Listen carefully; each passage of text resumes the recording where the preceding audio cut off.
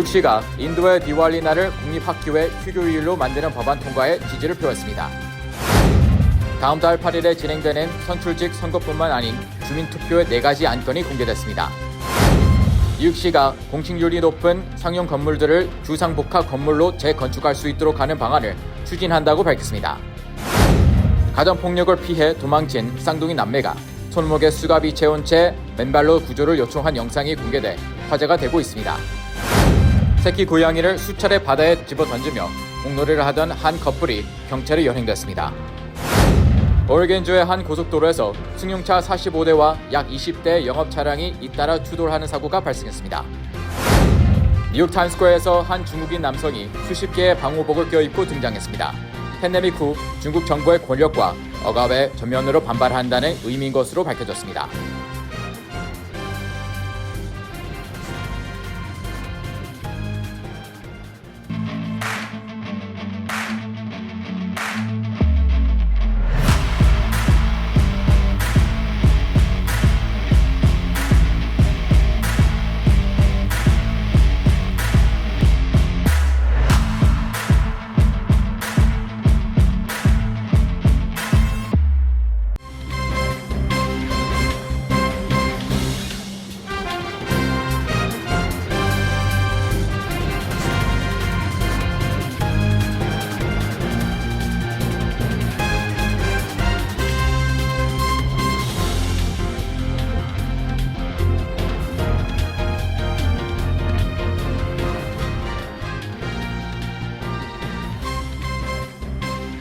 여러분 안녕하십니까? KBTV 뉴스9 이창원입니다. 뉴욕시가 인도의 디왈리 날을 공립학교의 휴교일로 만드는 법안 통과에 지지를 표했습니다. 애덤스 시장은 이 법안에 서명하면 내년부터 시행될 것이라고 밝혔습니다. 첫 번째 소식 김은지 기자가 전해드립니다. 오늘 에릭 아담스 뉴욕시장은 데이비드 뱅크스 뉴욕시 교육감과 제니퍼 라쿠머 하원의원과 기자회견을 열고 디왈리를 공립학교의 휴교일로 지정하도록 하는 뉴욕주 법안에 대한 지지를 표명했습니다. 빛의 축제로도 알려진 디왈리는 인도에서 힌두교, 불교, 시크교, 자이나교도 등 인도 카브리의 사람들이 약 5일간 기념하는 국가 최대 명절이자 축제 기간입니다.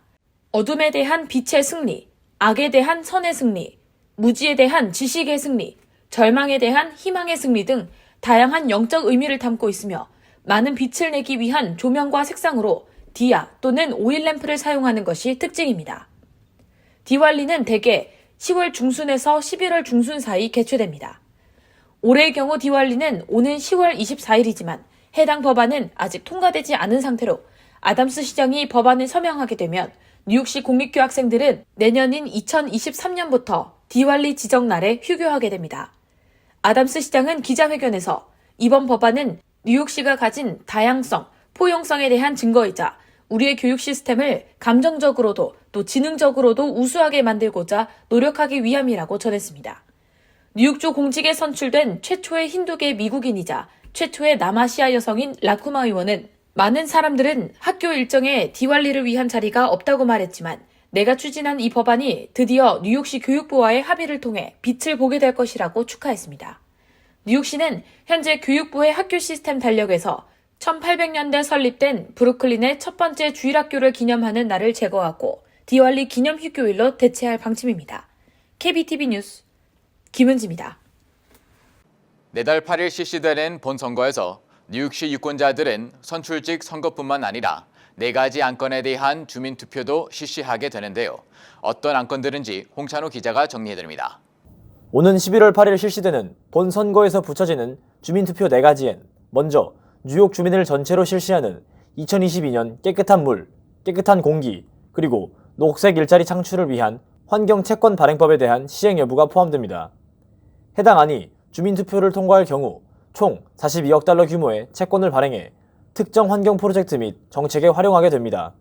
42억 달러 안에는 홍수피해 복원 예방에 2억 5천만 달러, 폐수 처리 인프라 개선에 2억 달러, 탄소 배출 없는 무공해 스쿨버스 구입 등에 5억 달러, 습지 보호 및 재생에너지 프로젝트와 같은 기후변화 대응 프로젝트에 15억 달러 활용 계획 등이 포함됐습니다. 이와 더불어 뉴욕 시민들은 3가지 안건에 대해 주민투표를 하게 됩니다. 첫 번째로는 뉴욕시 현장 전문에 뉴욕시 사람들은 우리 도시가 다인종 민주주의이며 우리의 다양성이 강점임을 선언한다. 우리는 이 땅을 고향으로 부르고 불러온 모든 이들의 문화, 언어, 역사를 존중하며 그들의 혁명적 상상력, 용기, 회복력을 기린다라는 문구를 추가해 뉴욕시가 지향하는 가치와 비전을 공표하는 방안을 놓고 투표하게 됩니다. 두 번째는 인종형평성 사무국 계획 및 위원회를 신설해 매년 인종형평성에 대한 보고서를 작성하고 도시계획 및 정책에 대한 의견을 제공하는 역할을 부여하는 방안을 투표에 붙입니다. 마지막 안건은 실제 생활비 측정 여부에 대한 투표입니다.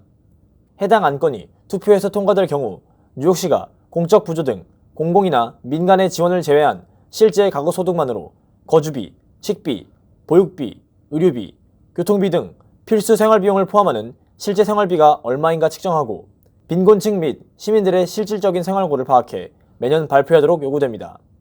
뉴욕시 선거제정위원회에 따르면 지난해 본선거에 투표로 참여한 유권자 25만 명이 선출직은 뽑았으나 주민투표에 참여하지 않은 것으로 나타났습니다.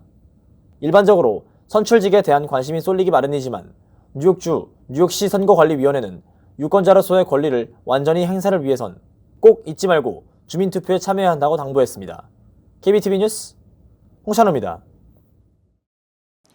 뉴욕시가 공식률이 높은 상용 건물을 주상복합 건물로 재건축할 수 있도록 허용하는 법안을 추진합니다. 주상복합 건물을 지을 수 있는 조닝 변경을 통해 아파트 건축을 활성화한다는 계획입니다.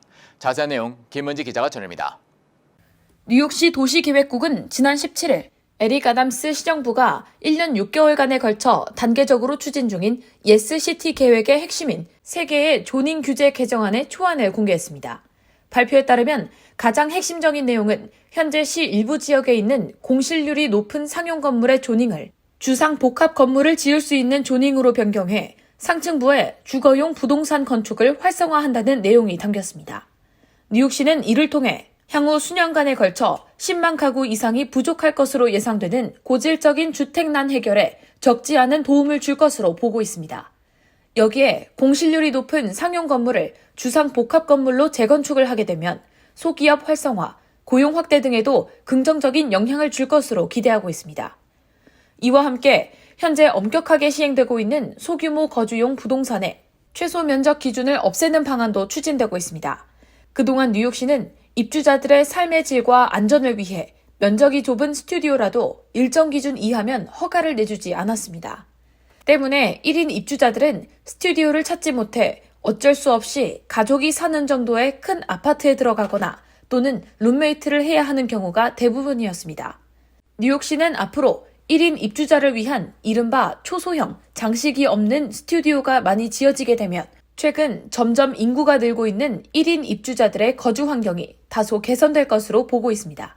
그러나 한편에선 상용 건물을 주상 복합 건물로 재건축할 때 24시간 거주하는 입주자들을 위해 건물 내부 공기의 질, 안전 대책, 건물 인접 공원과 오픈 스페이스, 주차 시설 등에 대한 세밀한 기준이 필요하다며 이에 대책 마련이 선행돼야 한다는 지적도 나오고 있습니다. KBTV 뉴스 김은지입니다. 어제 가정학대를 피해 집에서 탈출한 쌍둥이 남매가 이웃집에 구조를 요청한 영상이 퍼지면서 충격을 주고 있습니다. 맨발로 도주한 남매의 손목에는 수갑이 채워져 있었고 일주일 이상 밥도 먹지 못한 상태였습니다. 자세한 소식 김은지 기자가 전합니다. 지난 화요일 오전 5시 30분경 집에서 나온 쌍둥이 남매의 상태가 심상치 않습니다. 2명 모두 맨발인 상태에 이 중 1명은 웃옷도 입지 않고 손목에는 수갑이 채워져 있습니다. 이들은 동네 집집마다 문을 두드리며 간절하게 도움을 요청했습니다. Yes. Can you please let us in, please? 마침내 문을 열어준 한 이웃 여성의 도움을 받아 두 16세 쌍둥이 남매는 안전하게 대피했습니다. 남매의 상태를 본 여성은 경악을 금치 못했습니다. 그녀는 언론과의 인터뷰에서 아이들이 손목에 채워진 수갑을 보여주며 당신을 해치려고 있는 게 아니다라고 말했다고 회상했습니다. 그러면서 여자아이가 수갑이 채워진 손목을 떨며 도움이 필요하다고 말했고 엄마가 세탁실에서 우리에게 수갑을 채웠는데 방금 그 수갑이 풀렸다고 말했습니다.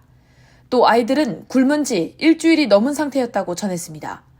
어찌나 굶주렸던지 여성이 아이들에게 먹을 것을 제공하자 순식간에 눈앞에 있던 모든 것을 먹었다고 말했습니다. 아이들은 여성에게 무슨 일이 있었는지 다 털어놨습니다. 그들이 집에서 겪은 학대에 대해 이야기했고 전날에도 탈출을 시도했지만 엄마에게 붙잡혀 다시 갇혔었다고도 전했습니다. 여성은 구급대보다 지역 경찰서에 전화를 걸어 먼저 상황을 알렸습니다. 아이들이 병원으로 이송된 후에는 간호사가 아이들 몸에 난 상처를 촬영했습니다. 간호사는 아이들 손목에는 수갑으로 인한 배인 상처가 가득했고 손은 너무 부어올라 있어 손을 쥘 수도 없었다고 전했습니다. 경찰은 쌍둥이 남매의 엄마인 40세 자이키아 덩칸과 그녀의 남자친구인 27세 조바 테레를 아동 상해 혐의로 기소했습니다. 이들은 루이지애나에서 엠버 경보를 일으킨 후 5명의 다른 자녀를 데리고 텍사스로 도망친 상태였습니다. 조사 결과 텍사스주 아동보호서비스국에 보고된 해당 가족과 관련된 기록은 없지만 루이지애나주 법원 기록에는 2021년부터 보고된 학대 사례가 지금까지 꾸준히 있었습니다. 현재 두 사람은 면밀한 수사와 재판을 위해 다시 그들이 있었던 텍사스주 해리스 카운티로 이송될 예정입니다. KBTV 뉴스 김은지입니다. 플로리다주의 한 해변에서 자신들이 키우는 새끼 고양이를 수차례 바다로 집어 던지면서 공놀이를 하던 커플이 경찰에 연행됐습니다. 두 사람은 멈추라는 주변 사람들에게 맞고 싶으면 돈을 내라고도 했습니다. 박준호 기자입니다. 어제 CBS 뉴스보도에 따르면 플로리다 써니아일스 해변에서 존 라기레와 자마리아 웨이는 마이애미 써니아일랜드 해변에 새끼 고양이를 데리고 왔습니다. 두 사람은 고양이와 함께 바다로 들어갔는데 잠시 후 커플과 고양이를 걱정스럽게 지켜보던 사람들 사이에서 안타까운 탄식이 터져나오기 시작했습니다. 두 사람이 바닷속에서 새끼 고양이를 이리저리 집어던지기 시작한 것입니다. 주변 사람들이 동물학대를 멈추라고 소리치자 라기레는 이건 내 고양이고 내 마음대로 할 수 있다. 맞고 싶으면 돈을 내라 라며 무시했습니다. 신고를 받고 달려온 경찰은 두 사람에게 해변에 동물을 데리고 들어올 수 없다는 사실을 지적하며 동행할 것을 요구했습니다. 커플은 경찰의 동행 요구를 받아들이지 않았고 결국 8명의 경찰에 달려들어 이들을 구속했습니다. 이 과정에서 자마리아는 괴성을 지르며 자신을 제압하려는 경찰을 물어뜯으려 한 것으로 알려졌습니다. 경찰은 두 사람에게서 고양이를 구조해 제보자인 나탈리아 마틴에게 넘겨주었습니다. 제보자가 고양이를 즉시 동물센터로 데려간 결과 병원 측은 학대당한 고양이가 생후 수개월밖에 되지 않았으며 저체온증과 쇼크로 위험한 상태였다고 밝혔습니다. 나탈리아는 인터뷰를 통해 커플이 고양이를 수차례 바닷속으로 집어던졌고 강제로 수영하게 했다. 고양이는 이미 반쯤 죽은 것처럼 보였다. 라고 말했습니다. 그러면서 자신이 이미 2마리의 고양이를 키우고 있다며 구조된 고양이에게 새 가족을 찾아줄 때까지만 임시로 보호하고 있을 예정이라고 전했습니다. 연행당한 흑인 커플은 공무집행 방해와 동물 학대 혐의로 기소됐으며 12,500달러의 보석금을 내고 풀려난 상태입니다. 재판은 추후 진행될 예정입니다. KBTV 뉴스 박진호입니다. 어제 오레곤주의 한 주간 고속도로에서 60중 추돌 사고가 발생했습니다. 짙은 안개 때문에 시야가 확보되지 못한 탓인데요. 해당 도로는 교통이 완전히 통제되고 견인 작업에 들어갔습니다. 김은지 기자의 보도입니다. 폭격을 맞은 듯 부서져 아수라장이 된 차량 사이로 운전자들이 걸어 나오고 화물 트럭에서 쏟아져 나온 맥주 박스가 도로를 뒤덮었습니다. 어제 오전 8시쯤 오리건주 할시 근방 웨라멧밸리의 5번 주간고속도로에서 차량 60대 이상이 잇따라 추돌했습니다. 인근 워싱턴주의 들불로 인해 발생한 짙은 안개가 도로를 뒤덮고 있었던 탓입니다. 최소 20대의 세미트레일러를 포함해 총 60대가 넘는 사고 차량이 1마일 넘게 도로에 걸쳐 있습니다. 오리건주 경찰은 1명이 사망하고 최소 3명이 부상당해 착한 사마리아인 병원으로 실려갔다고 말했습니다. 다른 운전자 일부도 리버밴드 병원으로 이송됐습니다. 5번 주간고속도로는 교통이 완전 통제됐고 추돌로 인해 찌그러지고 전복된 45대의 승용차와 약 20대의 영업 차량을 견인하는 작업이 진행됐습니다. 사고가 난 시각 워싱턴주의 들불과 다습한 기후가 겹치면서 도속도로의 안개가 더 짙어진 것으로 알려졌습니다. 최근 몇 년 새 기후변화로 가뭄이 심화되면서 미국 서부의 여러 주에는 해마다 수십 건의 들불이 발생하고 있습니다. KBTV 뉴스 김은지입니다. 수십 개의 방호복을 껴입은 한 남성이 타임스퀘어에 등장했습니다. 이 남성은 중국의 제로 코로나 정책에 항의하는 퍼포먼스를 보인 중국인 예술가였습니다. CNN은 중국 정부에 전면으로 반발하고 나선 이 예술가에 대해 조명했습니다.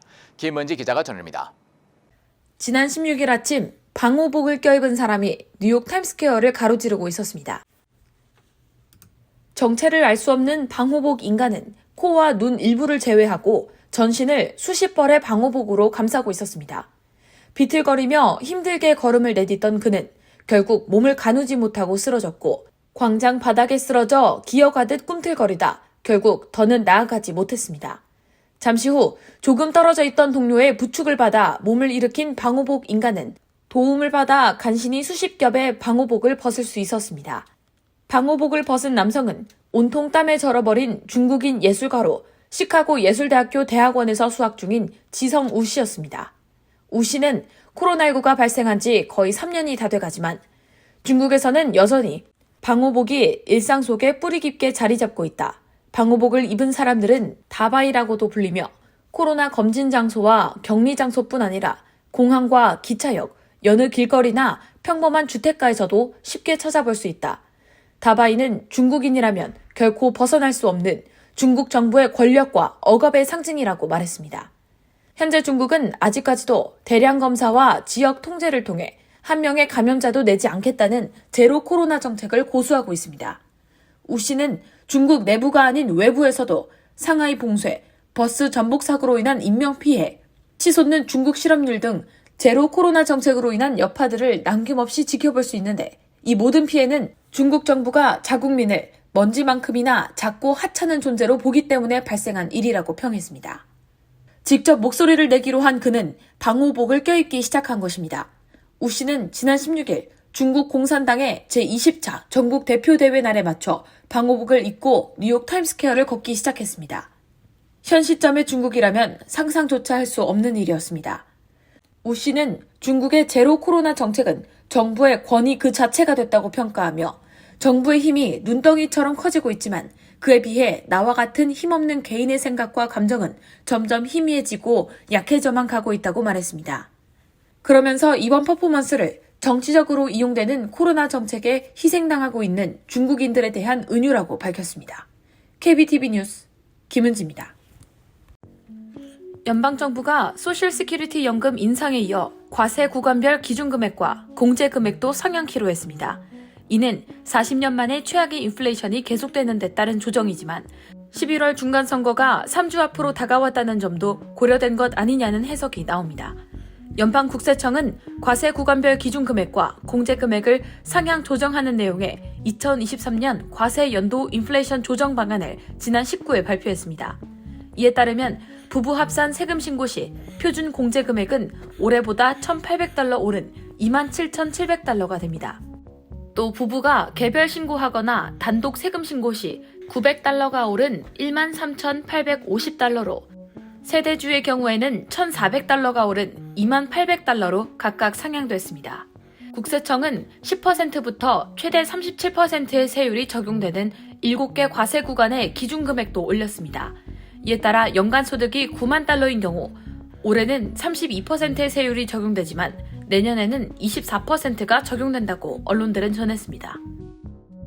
연방선거관리위원회 발표에 따르면 연방하원 뉴저지 3선거구에서 3선 연임에 도전하는 민주당 소속 앤디 김 의원은 지난 9월 30일 기준 약 620만 달러의 선거 자금을 모금해 경쟁자인 로버트 할리 공화당 후보의 290만 달러에 비해 2배 이상 앞서 있습니다. 만약 김 의원이 올해 중간선거에서 승리할 경우 지난 1996년 3선에 성공했던 김창준 전 의원 이후 26년 만에 3선을 달성하는 한인 연방하원의원이 됩니다. 아울러 미 동부에서는 한인 최초로 연방하원의원 3선에 성공하는 새 역사를 쓰게 됩니다. 캘리포니아 40선거구에서 재선에 도전하는 공화당 소속 영김 의원은 약 804만 달러를 모금해 경쟁 상대인 공화당의 아시프 마무드 후보의 약 309만 달러보다 2.5배 많습니다. 캘리포니아 45선거구에서 공화당 후보로 나선 미셸 박스틸 의원도 약 636만 달러를 모금한 것으로 나타나 414만 달러를 모금한 경쟁자인 제이 첸 민주당 후보를 큰 격차로 앞서고 있습니다. 이와 함께 연방하원 워싱턴주 10선거구에서는 재선을 노리는 민주당 소속 메릴린 스트릭랜드 의원은 174만 달러 이상을 모금해 경쟁 후보보다 10배 이상 많은 상태입니다. 하지만 진보 성향의 한인 2세 정치인으로 관심을 모으고 있는 연방 하원 캘리포니아 34선거구의 데이비드 김 민주당 후보는 9월 30일 현재 약 19만 달러를 모금한 것으로 집계돼 현역인 지미 코메즈 의원의 157만 달러에 비해 크게 열세인 것으로 나타났습니다. 캐시 호컬 뉴욕 주지사는 지난 18일 어린 자녀를 보육시설에 맡겨야 하는 교수 및 교직원, 학생들을 위해 뉴욕 주립대학과 뉴욕 시립대학에 1,500만 달러 규모의 캠퍼스 내 보육 서비스 강화 기금을 지원한다고 발표했습니다. 이번 주 해당 공립대학들에 전달되는 지원금은 뉴욕 주립대학 1,080만 달러, 뉴욕 시립대학 480만 달러 등이 배분될 예정입니다. 이번 지원으로 퀸즈보로 커뮤니티 칼리지는 120만 달러의 지원금을 받아 보육센터를 신설할 계획입니다.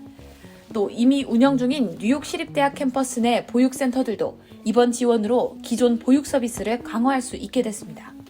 한편 주정부 자료에 따르면 어린 자녀를 보육시설에 맡겨야 하는 주내 공립대학 재학생의 약 80%가 시설 및 서비스 부족을 호소하고 있습니다. 입양아 출신 한인이 미 육군 준장으로 승진하면서 한인 장성이 탄생했습니다. 지난 19일 미 육군에 따르면 마이클 시글 대령이 지난달 조 바이든 대통령의 지명과 연방상원 인준 절차를 마치고 준장으로 승진했습니다. 준장으로 승진하기 전에는 국방부 육군 장관 밑에서 근무했습니다. 시글 준장은 승진하면서 미 육군 병참 부서의 교육을 책임지는 제57대 병참 장군으로 부임했습니다. 시글 준장은 병참 학교 등 병참 부서 군인들을 양성하는 교육 과정을 책임지고 있습니다. 시글 장군은 스탠포드 대학에서 학사, 조지타운대에서 석사 학위를 각각 받았습니다. 이후 주한미군 2사단을 비롯해 아프가니스탄, 태국과 싱가포르 등에서 근무하며 정통 야전군 장교의 길을 걸었습니다. 시글 장군은 부인 수라 씨와 아들을 두고 있습니다.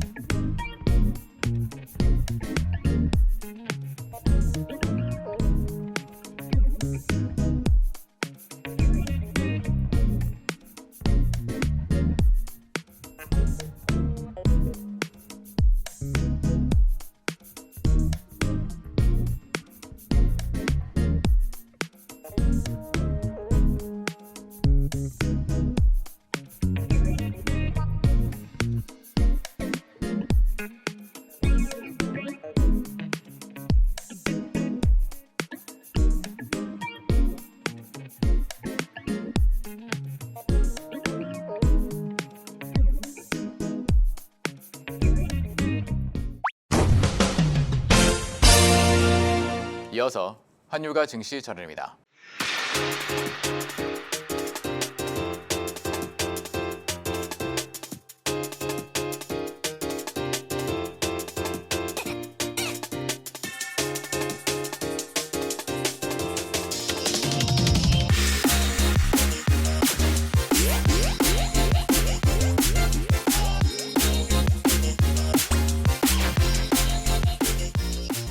잠시 후 뉴욕과 뉴저지 날씨 전해드립니다.